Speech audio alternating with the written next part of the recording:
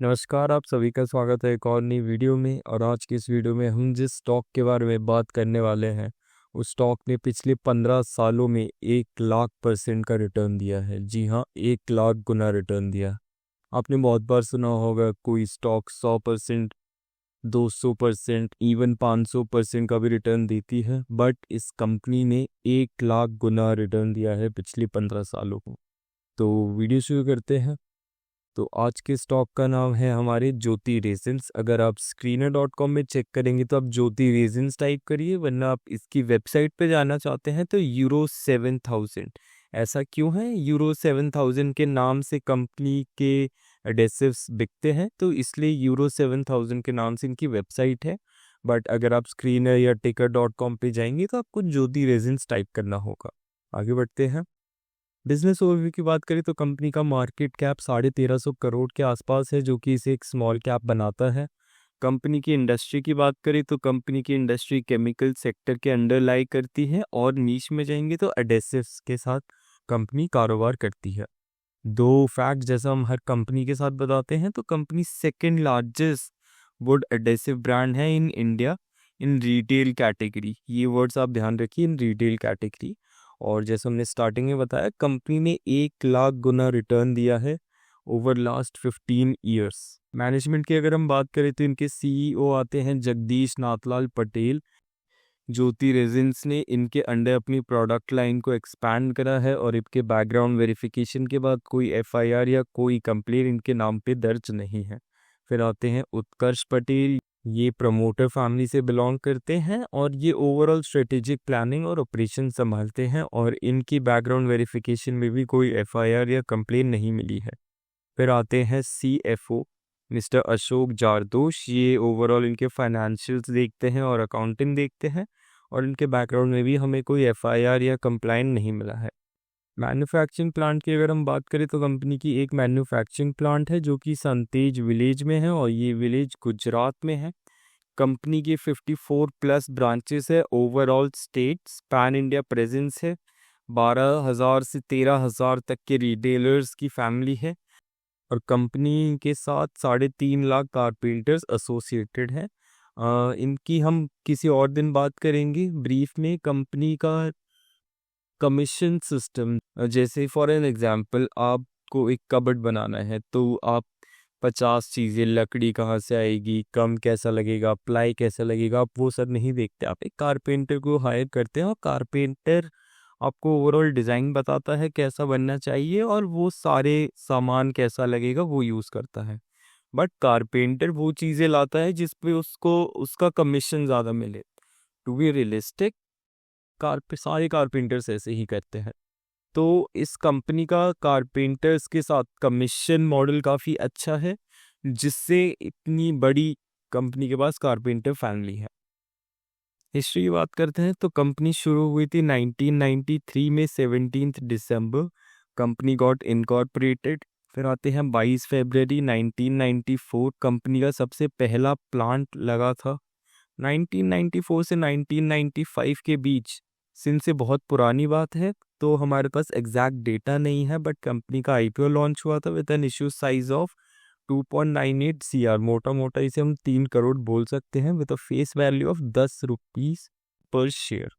फिर 2002 से 2003 के बीच कंपनी ने एक्सपेंशन के कंपनी ने नीलकेम इंफ्रा को अपना एज अ सब्सिडरी बनाया। 29 अप्रैल 2004 में कंपनी का स्टॉक ऑल टाइम लो हिट हुआ, जो कि 0.10 रुपीस था। और जैसे जैसे मैंने बताया लोगों को, कि जैसा मैंने आपको बताया कि कंपनी ने 1 लाख% का रिटर्न दिया है ओवर ओवर 15 ईयर्स। तो वो रिटर्न देखिए 0.10 रुपीज से, आज अगर हम प्राइस देखें कंपनी का 1140 1170 के आसपास है, तो वहाँ से आप खुद ही कैलकुलेट कर सकते हैं कि मैंने ये बात कौन से सेंस में बताई है, ये सही बताया है कि गलत बताया है। और 2023 से 24 के बीच में अगर हम बात करें, कंपनी एक्सपेंशन कर रही है, न्यू मार्केट्स में अपहोल्ड कर रही है। जैसे जैसे हम आगे बढ़ेंगे आप सुनेंगे कि कंपनी कैसे टियर 2 और टियर 3 मार्केट्स में पेनिट्रेट करने की कोशिश कर रही है। कंपनी ने रिटेलर्स को ऑनबोर्ड करना शुरू कर दिया है, वेस्ट बंगाल, पंजाब और भी कई स्टेट्स। कंपनी अपनी एंट्री प्लान कर रही है तमिलनाडु, केरला, उड़ीसा ऐसे स्टेट्स में। शेयर होल्डिंग पैटर्न की बात करें तो प्रमोटर्स 53.89% स्टेक रखते हैं, वही पब्लिक 45.13% अपना स्टेक रखती है, और एफआईआईज और डीआईआईज ओवरऑल लेस देन 1% का स्टेक अपने साथ रखते हैं। सेक्टर एनालिसिस की अगर हम बात करें तो अंडर दिस स्टॉक हम कौन से सेक्टर की बात करेंगे? हम एडेसिव सेक्टर की बात नहीं करेंगे, हम केमिकल सेक्टर की बात करते हैं। तो इंडिया की केमिकल मार्केट 220 बिलियन डॉलर की है विद द रीसेंट डेटा 2026, जिसकी ग्रोइंग सीएजीआर 9 से 12% का है, जो कि काफ़ी एक अच्छा अग्रेसिव सीएजीआर है। अभी इस सेक्टर ने काफ़ी मल्टीपल सेटबैक्स फील करे हैं, और वो कैसे हैं? एक्सपोर्ट वीकनेस, और ये एक्सपोर्ट वीकनेस कैसे? China dumping, US Europe tariff, इनकी वजह से। अब आपको यूएस यूरोप टैरिफ पता होगा, बट बहुत लोगों को चाइना डंपिंग नहीं पता होगा। तो अगर आपको चाइना डंपिंग नहीं पता तो मैं बताता हूँ कि एक सेट प्राइस है, मानिए किसी एक प्रोडक्ट का प्राइस है 10 रुपीज़, और चाइना ने वही प्राइस 8 रुपये कर दिया है। तो अब आपको लगेगा कि ऐसे तो चाइना को लॉस हो गया, बट ऐसा नहीं। चाइना इतनी बड़ी मार्केट है, वो वॉल्यूम में खेल जाती है हमेशा। तो चाइना के पास कभी प्राइस का कोई इशू रहता ही नहीं है, क्योंकि वो वॉल्यूम में खेल सकती है। इसलिए चाइना डंपिंग बहुत बड़ा फैक्टर प्ले करता है। आपने कई महीनों पहले स्टील के प्राइसेस ने भी थोड़ा सा देखा होगा टेंशन, वो इसलिए था क्योंकि चाइना डंपिंग शुरू हो गई थी। चाइना ने अपने स्टील एक्सपोर्ट्स इतने रैपिडली बढ़ाए थे कि बाकी सारी कंट्रीज देखती रहती थी। तो China is the one which from whom India should take inspiration. Sector के बारे में बात करते हैं तो इस सेक्टर ने कोविड के बाद एक बहुत बड़ा बूम एक्सपीरियंस करा। कोविड के बाद और कोविड चलते केमिकल सेक्टर ने, आपको पता ही होगा, बूम एक्सपीरियंस करा था, बट ये सेक्टर अभी एक शार्प स्लो डाउन एक्सपीरियंस कर रहा है from its last financial year 24 to 25। जैसे देखिए, ये मैंने बताया, China is one of the biggest players, और वो ओवर सप्लाई और डिमांड कंट्रोल रखती है। आगे बढ़ेंगे। फंडामेंटल्स की अगर हम बात करें तो सबसे पहले आता है पीई। ज्योति रेजिन्स का अगर हम पीई देखें तो 18.5 के आसपास है, और वहीं अगर हम उनके पीयर्स का करंट पी देखें तो 42 से 51। इससे हमें एक अच्छा ओवरव्यू तब मिलेगा जब हम एक एवरेज पी देखें इस सेक्टर का कितना रहता है। तो इस सेक्टर का एवरेज पी 30 से 50 के आसपास रहता है। तो इससे हम ये कंक्लूड करते हैं जो करंट सेक्टर का पी है वो एवरेज सेक्टर के आसपास है, बट ज्योति रेजिन्स जो है वो अंडर वैल्यू है। ये चीज़ हमें ध्यान रखनी पड़ेगी, ज्योति रेजिन्स अंडर वैल्यू है पीई के अंडर। अब आते हैं पीईजी में। करंट पीजी अगर हम देखें तो 1.03 है, और इस सेक्टर का एवरेज पीई रहता, माफ़ कीजिएगा, एवरेज पीईजी 1.5 से 2 के बीच में रहता है। तो इससे हमें अंडर पीईजी भी ये स्टॉक अंडर वैल्यूड है। ईपीएस की बात करते हैं। ईपीएस काफ़ी, जैसे मैंने बताया कि 1,00,000% का रिटर्न मिला है। तो मार्च 2000, और ये तो 2014 का ईपीएस है। अगर मैं 2004 के ईपीएस से पहुंचूं तो बहुत ही मतलब एक मैसिव, जो बोलते हैं ना कंपाउंडिंग, वो आपको दिखेगी। बट ये मैं 2014 से हूँ तो आपको उतना मैसिव नहीं दिखेगा, बट फिर भी आप आइडिया लगा सकते हैं कि ये कंपनी के पास पोटेंशियल कितना है। 2014 में कंपनी का ईपीएस 0.2 था, और अब लेटेस्ट ट्रेलिंग टिल मंथ में अगर हम देखें 6.1, माफ़ कीजिए 61.1, 61x ईपीएस बढ़ गया है। और अगर हम ईपीएस का सीएजीआर देखें एनुअली तो 25 से 30% ग्रोइंग सीएजीआर है, जो कि एग्रेसिव से भी काफ़ी ज़्यादा इम्पैक्टफुल है। इंट्रिंसिक वैल्यू की अगर हम बात करें तो कंपनी की इंट्रिंसिक वैल्यू 1400 के आसपास है, और सीएम पे अगर हम कंपनी का भी देखें तो 1100 के आसपास कहीं है। अब आपको पता ही है, अगर कोई भी स्टॉक अपने इंट्रिंसिक वैल्यू या फेयर वैल्यू से कम होता है तो क्या करना चाहिए हमें। पीबीटी की बात करते हैं। आप 2014 से 2018, इनफैक्ट 2019 भी आप देख लीजिए, कैसे आप देख सकते हैं प्रॉफिट साइडवेज 2014 से 18 तो प्रॉफिट जीरो ही है, और ये जीरो नहीं था। चार्ट में आपको जीरो दिख रहा है, ये असल में नेगेटिव में था। जी हाँ, ये नेगेटिव में ये सारे थे इनके नंबर्स, बट 2019 से जो कोविड बूम के बाद कंपनी ने नंबर्स छुए हैं, और बहुत बार होते हैं कि कोविड बूम के बाद बहुत सेक्टर्स डिक्लाइन आए हैं। जैसे अगर ये कोविड बूम का ही स्टॉक होता तो इसे नीचे आ जाना चाहिए था, अपने इसी प्राइस के आसपास कहीं रहता, बट कंपनी ने एक्सपैंड करा, अपॉर्चुनिटी बनाई, और अब देख सकते हैं मार्जिन्स भी कंपनी के एक्सपैंड कर रहे हैं 5 से 33%। ये मार्जिन्स के काफ़ी बड़ा नंबर है और काफ़ी अच्छा नंबर है। डेट टू एसेट की अगर हम बात करें तो कंपनी के पास 100% एसेट्स हैं, ज़ीरो डेट। और ज़ीरो डेट बहुत लोग नेट पिक कर सकते हैं, 19 करोड़ का डेट है, 20 करोड़ का डेट दिख रहा है, बट वो ओवरऑल ऑपरेशनल डेट है। ये डेट्स रहते हैं छोटे मोटे डेट्स, जो कि ईयरली कोई भी कंपनी पे कर देती है, तो ये डेट्स हम काउंट नहीं करते हैं। तो कंपनी के पास एसेट्स 382 करोड़ का है और इसके पास डेट फ्री का टाइटल भी है। डिविडेंड्स की बात करें तो कंपनी ऑन एन एवरेज 15% का डिविडेंड दे रही है, जो कि चेरी ऑन टॉप है। कंपनी ने अपने प्रॉफिट्स कैसे स्काई रॉकेट करे, और कंपनी प्रॉफिट्स बढ़ने के बावजूद कंपनी का PEG अभी भी नेगेटिव में है। नेगेटिव में नहीं बोल सकते, बट अंडर वैल्यूड है। कैश फ्लो की अगर हम बात करें तो ऑपरेटिंग एक्टिविटी में देखते हैं तो ओवरऑल कंपनी अपने कोर ऑपरेशन से प्रॉफिट बना रही है, और प्रॉफिट इंक्रीज हो रहा है। ये बात काफ़ी ध्यान रखनी है कि प्रॉफिट्स इंक्रीज हो रहे हैं। इन्वेस्टिंग, माफ़ कीजिएगा, रिसीवेबल्स भी कंपनी के बढ़ रहे हैं। रिसीवेबल्स अगर आपको नहीं पता कि कंपनी को जो अमाउंट मिलना है, जो कंपनी लायबल है जिस अमाउंट्स के लिए, वो भी अमाउंट बढ़ रहा है। इन्वेस्टिंग एक्टिविटी की बात करते हैं तो कंपनी अभी करेंटली अपनी इन्वेस्टमेंट फेज में है। तो इन्वेस्टिंग एक्टिविटी के अंडर हम काफ़ी ज़्यादा खर्चा देख सकते हैं, और ये क्यों?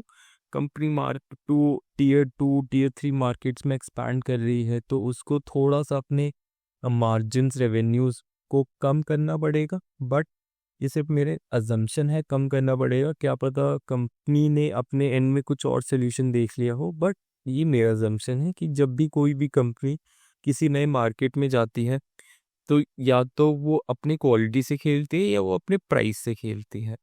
और सिंस यहाँ पे वो क्वालिटी से नहीं खेल सकती क्योंकि इससे भी बड़े बड़े नाम हैं, उसे प्राइस से खेलना पड़ेगा इस स्टॉक को। फाइनेंसिंग एक्टिविटी की बात करें, जैसा हमने बताया, ओवरऑल ऑपरेशनल एक्सपेंसेस जो बियर करती है, फाइनेंसिंग एक्टिविटी के अंडर सिर्फ एक डिविडेंड्स आते हैं, जो कि कोई बड़ी बात नहीं है। पीयर कंपैरिजन की बात करते हैं तो पीयर कंपैरिजन में top A grade stocks Pidilite, Gujarat Fluorochemical, Deepak Nitrite, Navin Fluorine, ये सब आते हैं। इस स्लाइड के बाद मैं एक पॉइंट बताना चाहूँगा आपको, वो पॉइंट आप ध्यान से सुनिएगा। पहले मैं ये बताता हूँ कि अभी आपको ज्योति रेजिन्स क्यों इन सबसे अच्छा लग रहा है। रिटर्न ऑन कैपिटल एम्प्लॉयड सबसे हाईएस्ट है ज्योति रेजिन्स में। कंपनी का लोएस्ट इक्विटी साइज है। कंपनी अपने इंट्रिंसिक वैल्यू के अंडर है। कंपनी के पास नो डेट है। मैंने लोएस्ट डेट यहाँ इसलिए लिख दिया है, बहुत लोग बोलेंगे नो डेट नहीं है, हम 19 करोड़ का डेट देख सकते हैं, हम 20 करोड़ का डेट देख सकते हैं, बट वो ऑपरेशनल डेट है, वो हर कंपनी के पास होता है। तो मैं एक पॉइंट जो मैं बताने वाला था कि अब बहुत से लोग बोलेंगे हम ज्योति रेजिन्स क्यों देखें जब पिडिलाइट जैसा ए ग्रेड स्टॉक है या दीपक नाइट्राइट जैसा ए ग्रेड स्टॉक है। मैं बस आपको दो स्टॉक्स बताऊंगा, आप उससे समझ जाइए कि मैं ज्योति रेजिन्स की ना प्रमोशन कर रहा हूँ और ना ही मैं ज्योति रेजिन्स के साइड हूँ। आप NaCl क्यों ले रहे हो जबकि आपको पता है ITC या मोरलेस LNT जैसे स्टॉक्स आपको स्टेबिलिटी दे रहे हैं। आप NaCl इसलिए ले रहे हो ना क्योंकि आपको उसमें कुछ दिख रहा है, आपने उसके बारे में पढ़ा है, आपको लग रहा है ये मल्टी बैगर बहुत ही एक ओवरवेंड वर्ड है, बट आपको उसमें पोटेंशियल दिख रही है। अगर आपको स्टेबिलिटी लेनी है और स्टेबिलिटी चाहिए तो आप ऐसे स्टॉक्स में जाइए, पिडिलाइट, नवीन फ्लोरीन जैसे। बट एट द एंड में वही बोलूँगा, आप NaCl क्यों चूज करोगे with ITC, against ITC, sorry. तो आगे चलते हैं, कॉन कॉल की बात करते हैं। तो कंपनी का कॉन कॉल अगर हम रेवेन्यूज में देखें तो क्यू ऑन क्यू बेसिस में 1% का ड्रॉप है, but year on year basis में 14% का हाइक है। नेट प्रॉफिट अगर हम देखें तो 1%, 1.2 बोल दीजिए, वहाँ 1.2 का ड्रॉप दिख रहा है, जबकि 5.5% का हमें हाइक दिख रहा है year on year basis. Profits margin देखें तो क्यू ऑन क्यू डाउन है, जबकि ईयर ऑन ईयर अप है। कंपनी अपने ये सेम बात जो हमें टेबल पढ़ के पता लग रही है, ये कौन कौन ने मैनेजमेंट ने बताया कि कंपनी अपने ईयर ऑन ईयर बेसिस के प्रॉफिट्स मेंटेन रख रही है, जबकि उनके स्लाइड श्रिंक वो देख सकती हैं कि ऑन क्यू बेसिस। कंपनी के ऑपरेटिंग मार्जिन्स भी श्रिंक हो रहे हैं 27.5% से, because of increase in operational cost. Company emphasize more अभी कंपनी अभी इम्फसाइज बहुत ज़्यादा कर रही है, because they are entry in tier 2 to tier 3 markets. और कंपनी के मैनेजमेंट का मेन फोकस अभी वॉल्यूम ग्रोथ, मार्केट पेनिट्रेशन और डिस्ट्रीब्यूशन में है। तो ये 3 चीज़ों में कंपनी के मैनेजमेंट का मेन फोकस है, तभी यहाँ पे ऑपरेटिंग मार्जिन्स हमें श्रिंक होते दिख रहे हैं। और ये एक काफ़ी ऐसा नहीं बोल सकता खराब है, बट ये चलता है। कोई भी कंपनी अगर किसी नए मार्केट में जाती है तो उसके 2-4 सोर्सेस, अभी कंपनी के रेवेन्यूज़ भी गिरेंगे। जैसे मैंने बताया, ये सिर्फ मेरा एक अजम्पशन है, या तो क्वालिटी में गिर सकती है या प्राइसिंग में गिर सकती है।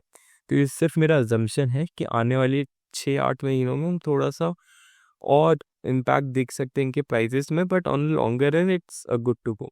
तो इसी के साथ हमारी वीडियो यहीं ख़त्म होती है। और वीडियो ख़त्म करने से पहले मैं आपको एक और चीज़ बताना चाहूँगा कि मार्केट में कोई भी निवेश करने से पहले अपने वित्तीय सलाहकार की राय ज़रूर लीजिए। And thank you.